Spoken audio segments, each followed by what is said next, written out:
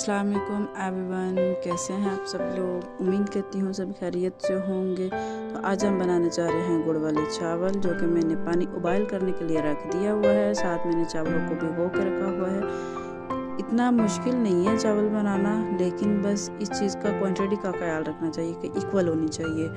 तो चावलों को हम हाफ उबाल करेंगे, तो हल्का सा लाइट सा चम्मच से हिलाते रहे बीच में। तो चावलों को हम हाफ उबाइल करेंगे। तो ये हमारे चावल जो है वो हाफ उबाइल हो चुके हैं। तो हम साथ ही इनको भून लेंगे, छान लेंगे। तो हमने चाशनी बनाने के लिए हम पैन में 1 गिलास पानी डालेंगे और उसमें हम 1 kg गुड़ डाल देंगे।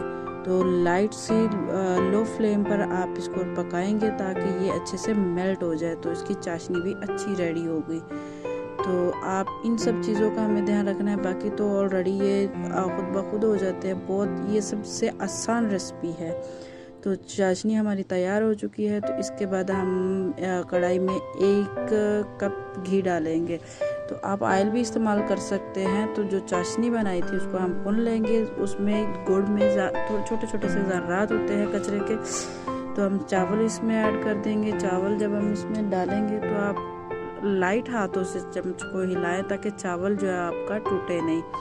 तो चावल जब ये अच्छे से हिला लेंगे तो आप इसमें अपने नट्स भी जो आपको पसंद है वो आप डाल सकते हैं। तो हमारे दम के लिए रेडी हो चुके हैं चावल। हम दम लगाएंगे सिर्फ और सिर्फ 5 मिनट। 5 मिनट से ज़्यादा दम नहीं इसको लगाएंगे, क्योंकि चावल हमारे ऑलरेडी पहले ही पक चुके हैं। तो ये देखिए माशाल्लाह बहुत अच्छी खुशबू आ रही है। तो प्लीज़ मेरी वीडियो को लाइक करें, शेयर करें, सब्सक्राइब करें और दुआओं में याद रखें प्लीज़। अल्लाह हाफिज़।